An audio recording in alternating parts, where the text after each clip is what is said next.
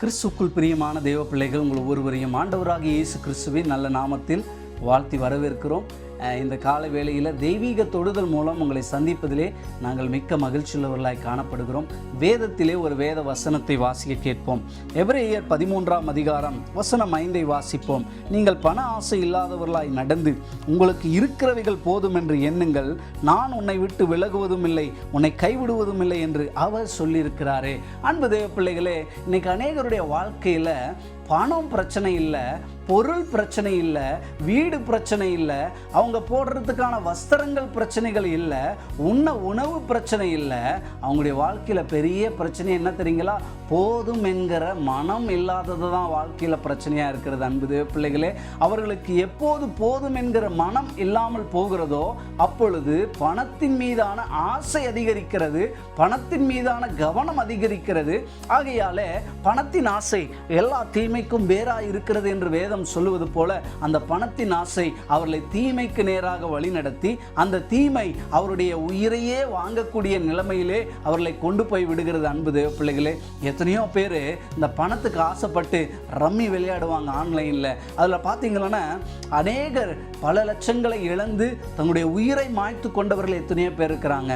நிறைய அநேகருடைய வாழ்க்கையில் பார்க்கும்போது சிலர் பார்த்தீங்கன்னா ஒரு 10,000 ரூபாய் நீங்கள் போடுங்க, வருஷத்தில் 1,00,000 ரூபாயாக மாறுறோம் அப்படின்னு சொல்லி அது ஒரு பிஸ்னஸாக அவங்க என்ன பண்ணிட்டு இருப்பாங்க, செஞ்சிட்ருப்பாங்க. இப்படியெல்லாம் அவங்க ஆசைப்பட்டு போடும்போது சில நேரத்தில் நியூஸ்கள்லாம் பார்க்கும்போது ஒரே முட்டை எல்லாத்தையும் என்ன பண்ணிடுறான், சுருட்டிட்டு போயிடுறான். அன்பு தேவ பிள்ளைகளே, பணத்தின் ஆசை எல்லா தீமைக்கும் வேறாக இருக்கிறத நீங்கள் மறந்துடாதீங்க.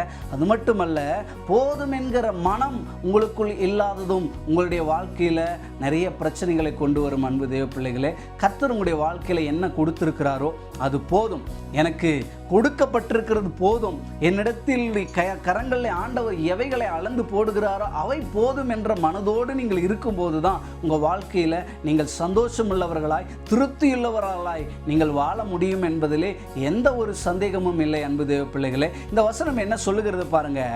எப்பொழுது உங்களுக்குள்ளே பண ஆசை உள்ளே வருதோ அப்பொழுது போதும் என்கிற மனம் போயிடும். போதும் என்கிற மனம் உங்களை விட்டு போகும்போது தேவனுக்கும் உங்களுக்கும் இருக்கிறதான உறவு உடைக்கப்படும். நீங்கள் முன்னேறி செல்வதற்கு அது ஒரு பெரிய தடையாக மாறிவிடும். பாருங்க, இந்த பணத்தின் ஆசை என்பது பாருங்க, ஒரு பணத்தை கையில் எடுத்துக்காங்களே, ஒரு காயினை கையில் எடுத்துட்டு உங்க கண்ணு முன்னால் நீங்க வச்சீங்க அப்படின்னு சொன்னா சூரியனே அது மறைச்சிடும். பாருங்க அன்பு தேவ பிள்ளைகளே, இந்த பணத்தின் ஆசை என்பது ஆண்டவர் நமக்கு வைத்திருக்கிறதான அந்த ஒளிமயமான எதிர்காலத்தை மறைத்துவிடும் என்பதை நீங்கள் ஒருபோதும் மறந்து போக வேண்டாம். அன்பு தேவ பிள்ளைகளே, ஆண்டவர் சொல்லியிருக்கிறாரு, மிகவும் செல்வாக்கான ஒரு வார்த்தையை சொல்லியிருக்கிறாரு.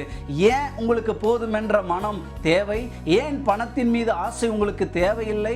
ஏனென்றால் நான் உங்க கூட இருக்கிறேன், நான் உங்களுக்கு போதுமானவராக இருக்க விரும்புகிறேன். அன்பு தேவ பிள்ளைகளே, நம்ம இடத்துல எது இருந்தாலும் இல்லாவிட்டாலும் ஆண்டவர் சொல்றாரு, நான் உங்க கூட இருக்கிறேன், உங்களை விட்டு விலகுவதும் இல்லை, உங்களை கைவிடுவதும் இல்லை என்று ஆண்டவர் சொல்லியிருக்கிறபடினாலே அவர் போதும், அவர் கிருபை போதும், அவர் சமூகம் போதும், அவர் வார்த்தை எனக்கு போதும் என்று, அவர் எனக்கு போதும் என்ற மனநிலைமையோடு நீங்கள் இருக்கும்போது உங்களுடைய வாழ்க்கையிலே சந்தோஷமாய் காண முடியும். அன்பு தேவ பிள்ளைகளே, இந்த வசனத்திலே ஐஸ்வர்யமான, அதாவது ஒரு செல்வாக்கான வார்த்தை என்ன தெரியுங்களா? நான் உங்களை விட்டு விலகுவதும் இல்லை, உங்களை கைவிடுவதும் இல்லை என்று சொன்னதுதான் மிகப்பெரிய செல்வாக்கான வார்த்தையா இருக்கிறது. அந்த வார்த்தைக்காக ஆண்டவருக்கு நன்றி சொல்லி ஜெபி. அன்பின் பரலோக பிதாவே, இந்த கால வேளையிலே ஆண்டவரே, போதும் என்கிற மனம் எங்களுக்குள் இருக்க வேண்டும். பணத்தின் மீது எங்களுடைய கவனத்தை வைக்காமல் தேவன் மீதும், தேவன் சொல்லி இருக்கிற அந்த ஐஸ்வர்யமான வார்த்தைகள் மீதும், நீரே எங்கள் செல்வம், நீரே எங்கள் பங்கு, நீரே எங்கள் சொத்து என்கிற இருதயத்தோடு நாங்கள் வாழ்வதற்கு எங்களை நாங்கள் ஒப்புக் கொடுக்கிறோம். அப்படிப்பட்ட மனநிலையோடு கூட நாங்கள் ஜீவிப்பதற்கு எங்கள் ஆண்டவர் எங்களுக்கு கிருபை தர வேண்டுமாக ஜெபிக்கிறோம். ஆசீர்வதித்து வழி நடத்தும் இயேசுவின் நல்ல நாமத்தில் வேண்டிக் கொள்கிறோம் பிதாவே. ஆமென், ஆமென். கர்த்தர் நம்ம எல்லாரையும் ஆசீர்வதிப்பாராக.